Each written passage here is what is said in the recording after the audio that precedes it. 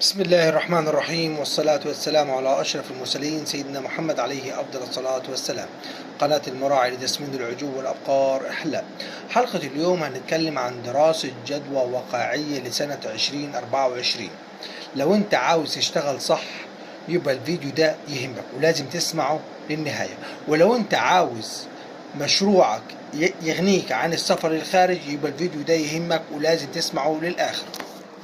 دراسة الجدوى دي لمدة 9 شهور هنعملها على عجل واحد فقط، ولو انت عايز تعملها على 20 عجل هتضرب في 10. عايز تعملها في 20 عجل تضربها في 20، عايز تعملها في 10 عجول تضربها في 10. حققنا الربح في الرأس الواحد 23,200 لمدة 9 شهور، بمعنى ان انت تستطيع تحقق ربح في الرأس الواحد 2600 كل شهر. لو معك 10 شهور 10 عجول هتحقق 26,000 جنيه شهريا. طيب لو انا عايز اعملها على 10 عجول هتحقق 232,000، ولو عايز اعملها على 20 عجل هتحقق معايا 464,000. هنتكلم عن دراسة الجدوى دي، طرق التغذية والاعلاف اللي قدمناها والبرسيم اللي قدمناه والعلاج والأدوية وكل شيء ما يخص الدورة دي، وهنتكلم عن الأخطاء اللي وقع فيها المربي وعشان انت تتجنبها، وهنتكلم برضك على كيفية العمل على زيادة الربح. هنقدم بعض النصائح لزيادة عملية الربح، فانت شاهد الفيديو للنهاية عشان تستفيد، والله هتستفيد استفادة كبيرة. تمام، بس قبل ما نبدأ في الفيديو إن شاء الله لا تنسوا الاشتراك وتفعيل زر الجرس ليصلك كل جديد، وما تنسوناش بالصلاة على الحبيب في التعليقات. أول حاجة، بداية الدورة كانت في شهر واحد وانتهت معايا 11، يعني 9 شهور.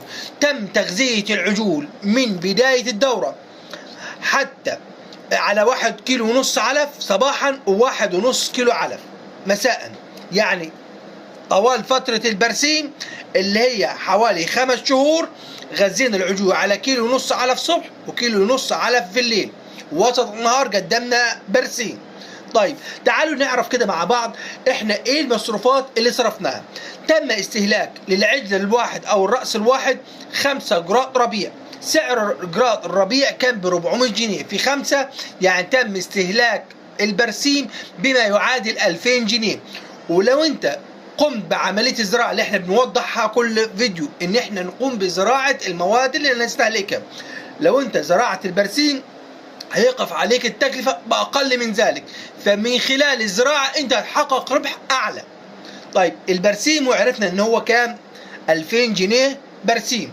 تم استهلاك 3 حمل تبن، حمل التبن 250، يعني 750 كيلو تبن.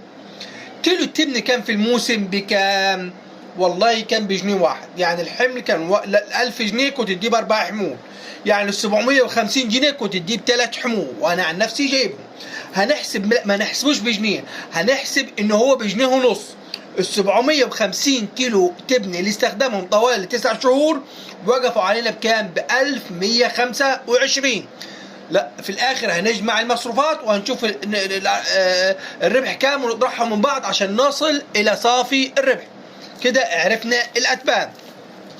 تعال بقى للعلاج. عالجنا من الديدان الكبديه باستخدام الليفافلوك، عالجنا معوي باستخدام البندازول، اعطينا جرعه الفوماك، اعطينا تحصين حم قلاعيه، اعطينا تحصين حم جلد عقدي بحوالي 500 جنيه للراس الواحد.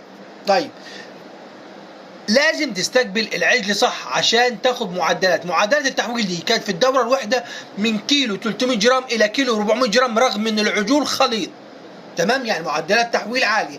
ايه سبب ارتفاع معدلات التحويل؟ ان احنا جرعنا ديدان كبدية وجرعنا ديدان معوية وحصلنا وعطينا الالفوماك، وبعد 15 يوم عدنا الجرعة تاني.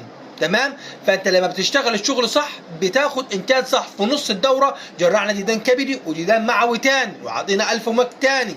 تمام، وعطينا برضك حمى قلاعيه تاني، لان الحمى القلاعيه بتتاخد كل 4 شهور، فعملناها في بدايه الدوره وفي نص الدوره عشان اضمن ان الكبد وكرش الحيوان سليم. طيب تعال بقى نخش على الاعلاف. تم استهلاك الاعلاف طوال 9 شهور اللي هي بتاعت الدوره ب 19,000 جنيه. كان سعر الكيلو احنا خض عاملينها ب 15 جنيه. سعر الكيلو ب 15 جنيه. يعني العجل تغذى على طن وربع، طن وربع علف طوال فترة الدورة.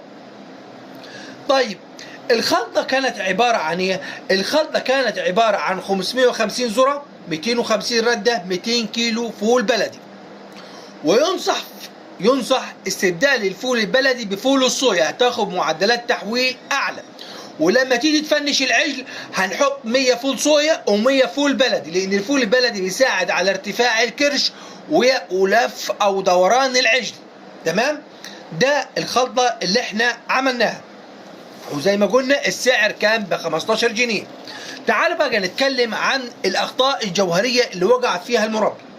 لاحظت لما طلعت على الاوراق بتاعت الدورة، لاحظت اول حاجة عدم ادخال الذرة في مواعيدها. كان بيشتري الذرة كل شهر بشهره. يعني لقيت في اشهر الذرة كان بيشتريها ب 1000، الارداب ب 1800، وفي اشهر تاني الذرة اشتراها ب 3200، يعني حوالي الضعف، حوالي الضعف. هنا بقى بننصح المربي انك تدخل الذرة كلها في مواعيدها، في مواعيد الحصاد بتاعت شهر كام 10، عشان تتفادى ارتفاع الاسعار. طيب تعال بقى للفول البلدي. لقينا في الورق ان الفول البلدي في بعض الاشهر كان ب 25، وفي بعض الاشهر كان مشتريه الكيلو ب 45، يعني الضعف برضك، الضعف برضك. طيب الفول البلدي بيتم حصاده فين؟ في شهر 5. لما تدخل الفول البلدي في شهر 5 وتدخل التبن بتاعك في شهر 5 وتدخل الذرة في شهر 10، او تدخل كوس فول الصويا في شهر 10 وتدخل الدريس في الصيف، بيكون انتاجه اعلى. كده انت حققت ربح تاني غير ربح ايه؟ غير ربح العجل. يبقى اهم الاخطاء اللي وقع فيها المربي انه ما دخلش المحاصيل في مواعيدها. طيب تعال احنا ننصح المربي بيها عشان نرفع الاسعار. ننصح المربي اول حاجه بادخال الذره في مواعيدها، وادخال الفول في مواعيده، ادخال الاتبان في مواعيدها، شراء الدريس في الصيف زي ما احنا وضحنا له. تعالوا كده نعرف صافي الربح احنا للراس الواحد كانت كام. احنا دخلنا الربيع ب 2000، ودخلنا التبن ب 1125، ودخلنا العجول ب 33000، واكلناهم على ب 19000. تم استهلاك جميع المصروفات كانت بنسبة 55,000. طيب تعالوا العجل كان معانا كان داخل 120 كيلو، طلعناه كام؟ 460 كيلو. سعر القايم 170، يعني العجل تم بيعه ب 78,200. يعني الربح الصافي بتاع الرأس الواحد 23,200. ده في ال9 شهور. لو انت استمريت كملت السنة هتوصل ال30,000.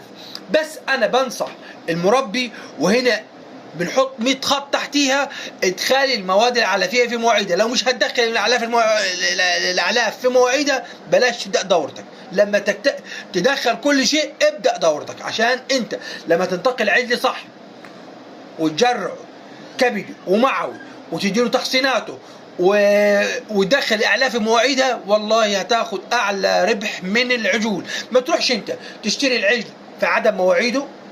يعني بعد يعني العجل ليه مواعيد، يعني في شهر 10 اكتر وقت مناسب لشراء العجل، اللي هي المربي البسيط مع عجل صغير، عجلين 3 4 بيتم بيعهم في شهر 10 عشان خاطر ياخد ارض ايجار. فالسوق عامة في شهر 10 بيبقى العرض كتير، ولما بيكون في ارتفاع في العرض بيقل سعر العجول. ده العجل. لما تنتقل عجل بتكون فتحة صدره كويس، فتحة مؤخرته كويس، يبعد عن المية في الركب، يبعد عن التهاب الأعصاب في الركب، يبعد عن الالياف الورم في السرة. لما يكون العجل سرح مش كنز، العجل عالي مش واطي، يعني في تختار مواصفات العجل كويسة، واكل كويس، وخلطة كويسة، وتدير امورك صح، والله هتاخد احسن ربح. ما تروحش انت تشتري عجل من السوق وخلاص، لا، روح مرة واثنين وثلاثة لغاية ما تشتري الحاجة صح، هتحقق اعلى ربح. زي ما قلنا لكم هتقدر تحقق 2600 ربح شهري من العجل الواحد. يعني لو 10 عجول هتحقق 26,000، وده مشروع يغنيك عن السفر. لو انت مربي 10 عجول هتدخل لك 26,000 في الشهر، ده يغنيك ويغنيك انت واسرتك عن السفر للخارج. دي دراسه جدوى 10 عجول. اتمنى تكونوا استفدتوا باي شيء. لو انت استفدت باي شيء ادعمنا باللايك وتعليق.